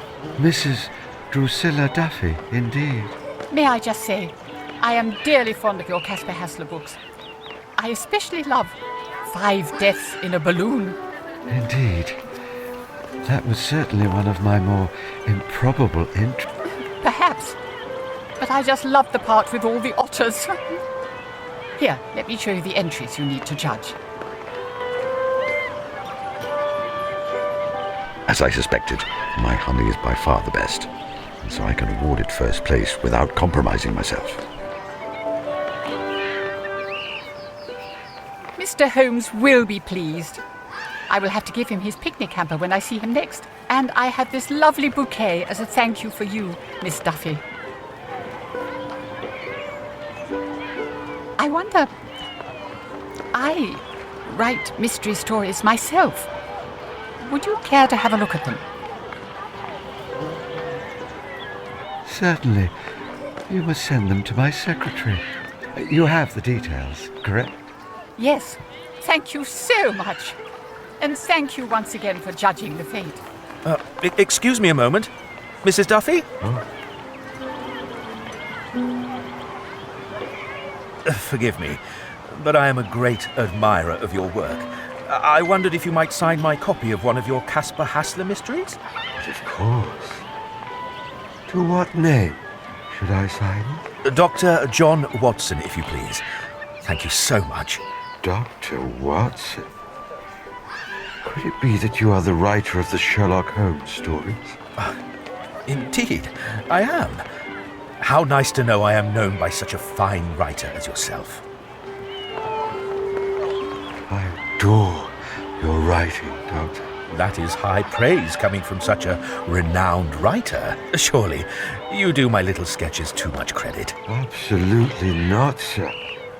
People will be reading your stories a century from now. I know that there are some who say that mysteries are not high art. We must ignore them. We bring moments of joy and escape into the lives of our readers. What could be more important? Are you and Mr. Holmes still close? Some of your stories made me concerned that you had grown apart. I believe our bond is as strong as ever. It is simply that our paths have taken us in different directions in recent years. I remained a busy doctor, while Holmes has undergone a quiet metamorphosis. The fruition of a process which I believe began many years ago on a mountain in Tibet. A metamorphosis, you say? Is he greatly changed? Yes, he is. My readers would like to think of him forever bounding through London streets like a spaniel, lusting after the stimulation of the chase. Sometimes I do miss that young fellow. However, I have come to see that as an awkward chrysalid stage of his life. Sometimes I feared he would not survive it. What emerged from that cocoon is a different kind of man. He has one foot beyond some veil, and a kind of peace has settled on him. He is content. Sherlock Holmes. Content. It is a beautiful thing. I see. Do you live in the area, Dr. Watson? Presently, I am only a visitor. However, I have been considering making a move. You have? Yes. I feel I have seen too much war and death. It is about time I took up my ease. It is really only a question of logistics, practical arrangements, finding a home, not wishing to intrude on another's solitude. Oh, goodbye, Dr. Watson. I'm afraid I must be going. Goodbye, Mrs. Duffy.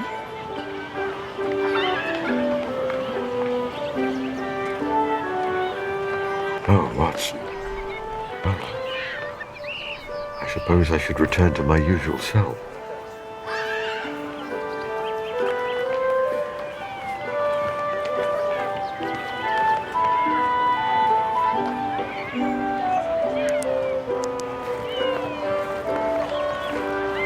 So good to see our local celebrity here in the village. I have come to collect my prize.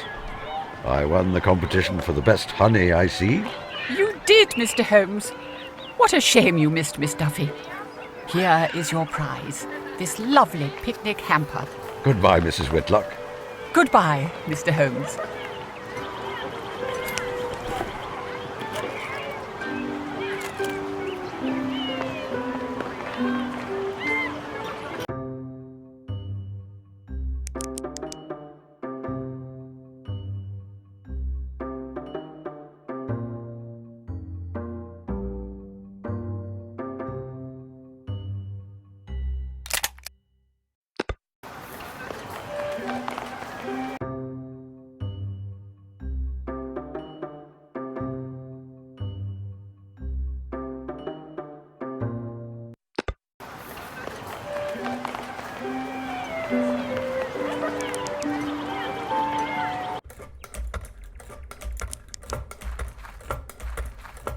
Miss Hunter.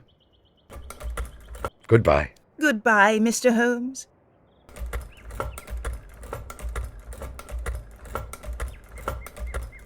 Some pupating caterpillars and newly emerged butterflies. A well-loved old bear with traces of honey on his paws. Well, most of the rest of him, in fact.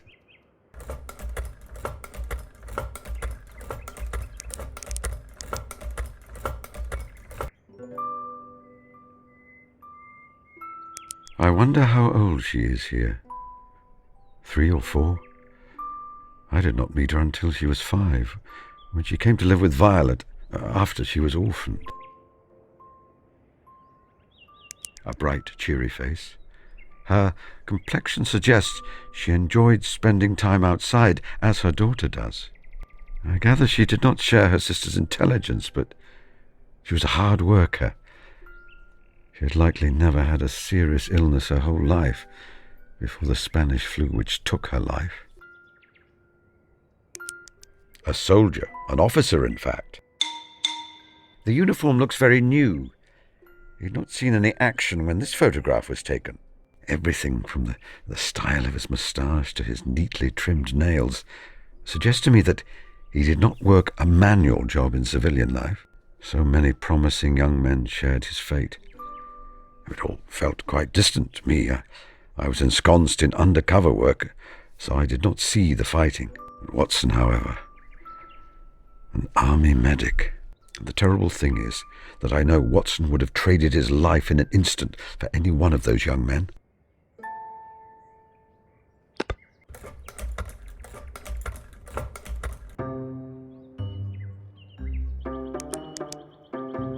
That clown's face is familiar to me.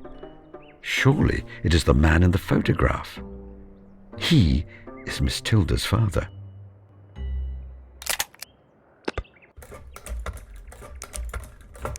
Miss Hunter, may I take this photograph? It is for a very good cause, and it will be returned unharmed. To anyone else, Mr. Holmes, I would say no. You, however, have earned my trust. You may take it.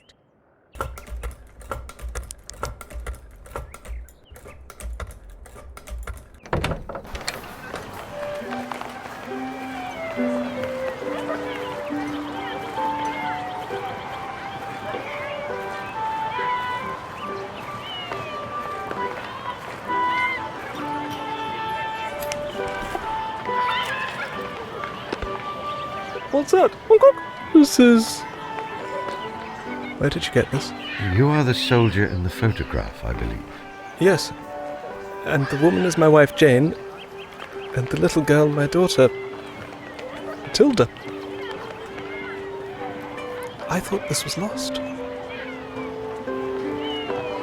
I perceive that you were invalided out of the war. Yes. An explosion. The first thing I knew of it was waking up in a German field hospital at Valenciennes, unable to see. One eye gone, and the other with a damaged cornea. The doctors and nurses there were skilled and attentive. They saved my other eye. Unfortunately, when the bandages were removed, I was disturbed by what I saw, especially in the mirror. My body was, I suppose, altered is the euphemism. I have a dear friend who was injured in the war. I cannot hope to understand the experience, but I remember how it was for him, newly acquainted. But I could sense it was a difficult adjustment. He couldn't stand loud noises. He was listless and melancholy. He had some very bad days. Did he find a path forwards in the end? A new role? Yes, undoubtedly. I found that becoming the character of Ruffles the Clown helped. Applying makeup and devising an outfit which transformed my injuries gave me a kind of power. Does that make sense? Indeed it does. What happened to your family? I was a prisoner of war for a time before being sent back to England. I discovered that I had been labelled missing in action before formally being presumed to be dead. I rushed back to our little cottage. I expected to embrace Jane at the door and for everything to be set right. Foolish, I suppose. Perhaps. But it is a sentiment I understand all too well. She was not there? No. The house was empty. I asked neighbours and they told me she had died and that my daughter had been taken away to live with my wife's sister, Miss Violet Hunter. I thought myself damaged before. But with that news, I fell apart utterly. You did not go to visit Miss Hunter to let her know that you lived? No, Mr. Holmes, I was unwell. It was shameful. I thought that little Tilda would be better with a heroic memory for a father than a broken half-man. I know your daughter. You know my Tilda? Yes. She lives here in the village with her Aunt Violet. She is a bright girl and a budding naturalist. She is happy and loved? Certainly. I don't know what to do. It is wonderful to know she is well, but would she be better off with me in her life? I let her think I was dead all these years. I think you should tell her. It would mean a great deal for her to have you back in her life. What if she cannot forgive me for letting her think I was dead all these years? What if she thinks I am a bad father? Then at least you have given her the ability to make that choice. Speaking as someone with extensive experience of human nature, and Miss Tilda in particular, I think she will both forgive you and love you as you are. Thank you. Stop. Where can I find her? Miss Violet Hunter's house is just off the market square. Miss Tilda you may find anywhere where there are interesting creatures to be studied. I'll go to her after my performance. A little girl. My little girl. May I keep the photograph? Under the circumstances, perhaps you should.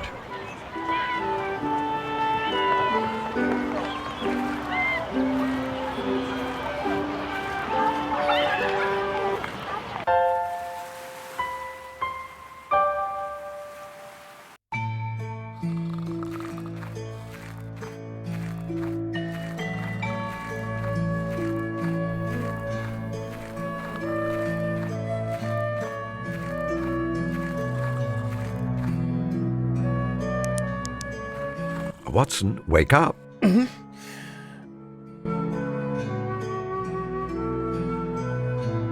Oh, let me think.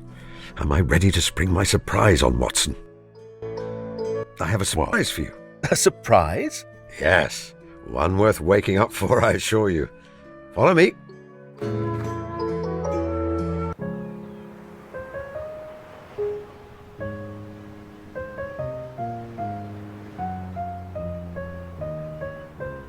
Here we are, Watson. The perfect spot for a picnic, wouldn't you say? The swooping vistas, the tang of sea salt in the air. The view certainly is breathtaking. You are so fortunate to have this on your doorstep.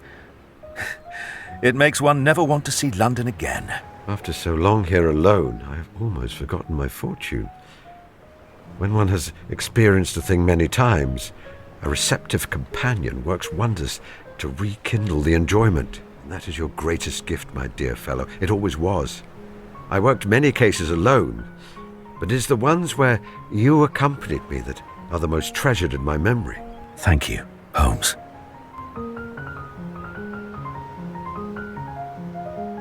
Now let us see what we have in this hamper. Egg and cress sandwiches, various jams and preserves, a meat pie or two, and a rather fine pounding. How delicious. Here is some elderflower cordial. I know it is a favourite of yours. I propose a toast to new beginnings, to sublime joy, to the tenacity of hope. I will drink to all those things, Holmes. And to you, dear fellow.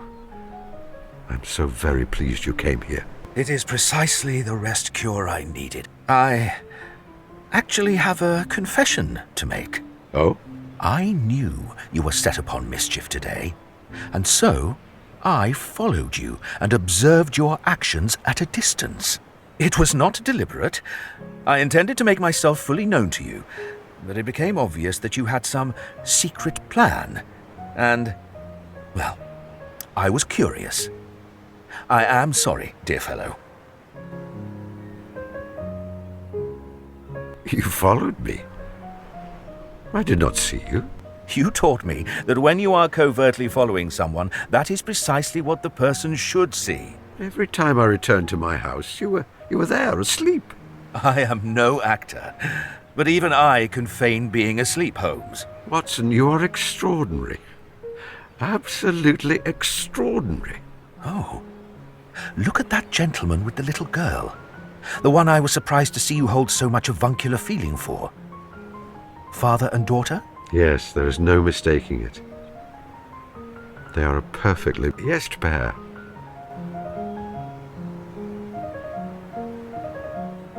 I must take you to meet her. She is a sweet little thing and very intelligent. I would like that. It was good of you to enlist the help of that little fellow Sanjay in that caper with the stolen taxidermy specimens, especially after you hurt his feelings so. You talked to him, didn't you? He was terribly upset with me. And then I was suddenly quite forgiven. I put it down to the caprice of youth, but it was you, wasn't it? Yes. I overheard you talking to the boy and saw his reaction. Later, after you had left, I introduced myself to him. He was rather overawed. I informed him that you did not mean to upset him. And when he told me of the problem with his cat, I told him that I was certain you would find it if asked to help. I'm pleased you proved me right. I saw that you gave the police the evidence required to arrest that young lady, Miss Ricci. It seemed a shame. Such an intelligent, spirited girl. Oh, she will certainly wiggle out of it. Perhaps the attention from the police will prompt her to use her gift of the gab for better purposes. Why have you done all this, Holmes? The picnic, I mean. You do not act without specific reason. There is something I wanted to tell you.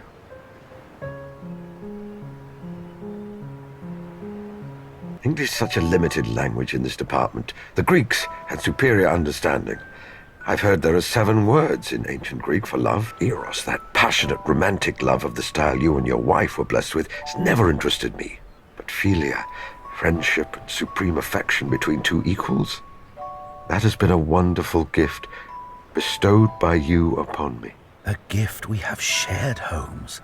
Surely. There have been times when I have caught a glimpse of your great heart as well as your great brain, you know. But to hear you actually say it? An unexpected treasure. Worth waiting 40 years for. Thank you.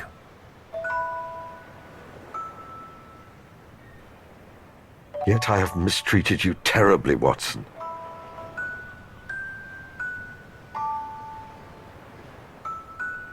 I have not always trusted you, despite you being steadfast to the uttermost. That is true. There have been That is true. There have been many times you have hurt me by struggling alone with some scheme, leaving me impotent to help you. Why have you taken me on as a burden when I have mistreated you so? You do not know the answer to that. Tell me. Oh, no. I will make you deduce it. But let me give you more data. Why did you take me on as a burden? You are not a burden. Of course I am. I am not a genius, therefore always one step behind you in matters of the mind. I frequently suffer from my war wounds, so I am slow and must be left behind. I have left you to get married and embroil myself in the kind of domesticity you do not care for. I'm sure there have been times I have frustrated you in our years of association. Oh, that is nothing. That is like looking at sea foam and calling it an ocean. The traits you mention are precisely those I value so highly in you. Your receptive mind gives me clarity. Your determination in the face of pain and injury gives me courage. Your romanticism and caring nature are entirely charming. So, you would say that sometimes the things we find most difficult about a person are also an aspect of the things we love most about them. No, Holmes. You are fallible. Thank heavens for that. What will you do now? Well, medicine is galloping on apace and leaving me behind. I shall rusticate to a place in the country. Do you have any suggestions of an appropriate location?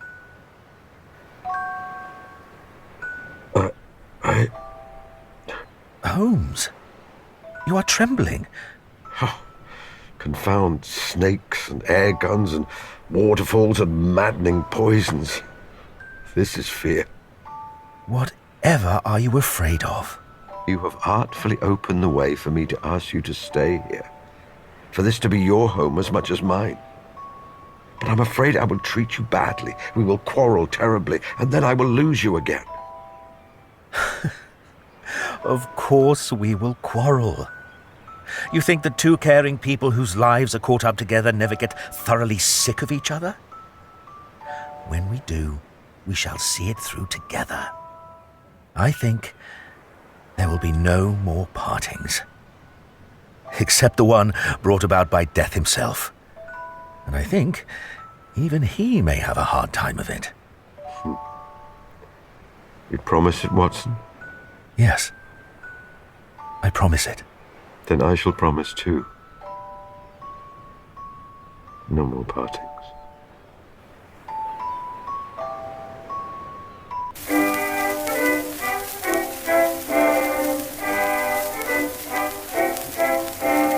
Queenie bee lived o'er the lea, and she was a funny little honey bee.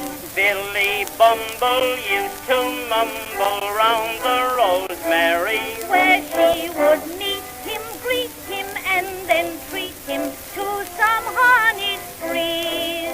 Then start a buzzing in a dozen different loving keys.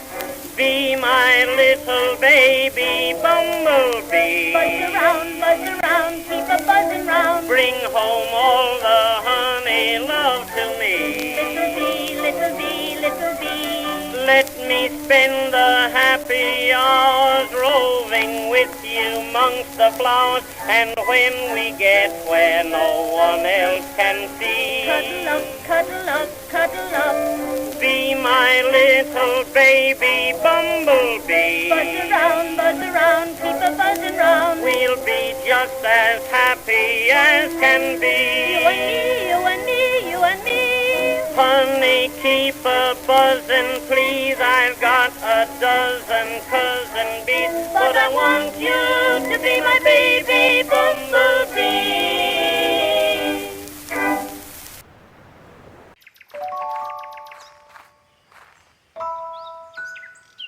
I believe this belongs to you. I also feel that I should observe the ancient custom which says that bees should be informed of significant events in the life of their keeper. Births, deaths, marriages, and so forth. Watson shall be staying here permanently. It's only right that you know.